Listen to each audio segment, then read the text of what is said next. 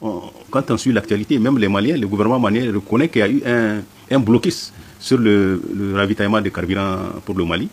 Du côté du Niger, normalement c'était le Niger qui les ravitaille parce qu'on les vend notre pétrole à un prix préférentiel. Le Mali et le Burkina achètent. Bien avant l'avènement de la Confédération des États du Sahel, le Niger vendait même, je crois, au Tchad, au Bénin, presque tous les pays de la sous-région achetaient notre.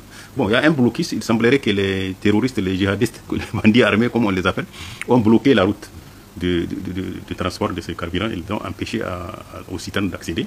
Je crois la Côte d'Ivoire a pris le relais et la Mauritanie. Là-bas aussi, ils ont bloqué. Il semblerait qu'ils ont même brûlé des citernes. Donc, je viens de voir une dépêche où on dit qu'il y a un homme d'affaires malien qui a fait rentrer 200 citernes de carburant. Bon, tout ça, c'est pas suffisant. On parle même des Russes qui ont utilisé des Antonov pour ravitailler le Mali en carburant. Ça veut dire qu'il faut prendre au sérieux la question. Même du pouvoir, il y a une fissure. Parce qu'il y a beaucoup de généraux, pas des moindres, qui sont arrêtés, qui ont été soupçonnés d'organiser un coup d'État. Déjà, la crise, elle est là, elle est très grave. Maintenant, on dit que c'est les djihadistes là sont en complicité avec certains marabouts maliens. C'est eux qui organisent le blocus, c'est eux que certaines puissances néocolonialistes, néo-impérialistes ont donné des moyens à ces terroristes pour bloquer le ravitaillement du Mali en carburant. Bon, un pays qui ne fonctionne pas avec du carburant, qui a une crise du carburant, c'est presque un étouffement de l'économie. Parce que pour que les forces armées puissent aller sécuriser le pays, il leur faut des carburants pour les avions, pour les voitures, les camions. Même dans les hôpitaux, s'il n'y a pas de carburant, l'économie ne peut pas marcher. Donc c'est une stratégie, je crois, qui a été adoptée par les ennemis de l'AES. Bon, nos dirigeants doivent prendre ça au sérieux et essayer d'examiner la situation, de trouver des solutions. Les solutions militaires, je crois, ne peuvent pas venir à bout de la situation. Je crois que c'est de changer de stratégie. Essayer de voir avec les pays voisins qu'on accuse d'être complices des terroristes.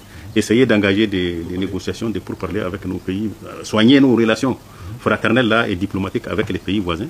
Les dissuader de ne pas prêter la main à des pays qui veulent déstabiliser la sous-région. Parce que quand l'AES sera atteinte, c'est toute la sous-région ouest-africaine qui sera atteinte, comme ce qui se passe actuellement au Congo, au Soudan.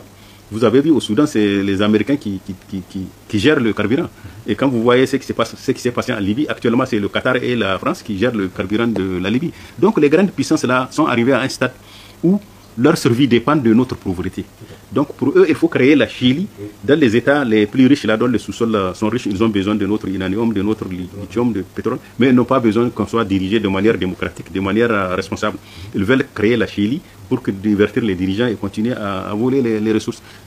Moi, c'est la lecture que j'ai de la situation au Mali. Parce qu'actuellement, il y a une crise, même, apparemment, il y a des problèmes sérieux qui se posent, sans compter les terroristes. Il y a des régions, paraît-il, qu'on n'a même pas accès. Les pouvoirs publics n'ont pas accès à certaines régions, ce qui ne s'est jamais arrivé. Ça veut dire que cette fissure à l'interne, entre les militaires, moi je pense que c'est elle qui a favorisé la montée actuelle des terroristes. Sinon, au début, le Mali maîtrisait ses frontières, elle arrivait à faire face. Quand il y a une crise de ce genre, de confiance entre eux-mêmes, les militaires qui gèrent le pays, je crois qu'il y a des problèmes. Il faudrait que les gens se parlent. Honnêtement, se disent la vérité pour trouver une solution.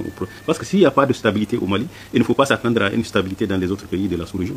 Pas seulement au niveau de l'AES, le problème va se poser dans la sous-région ouest-africaine.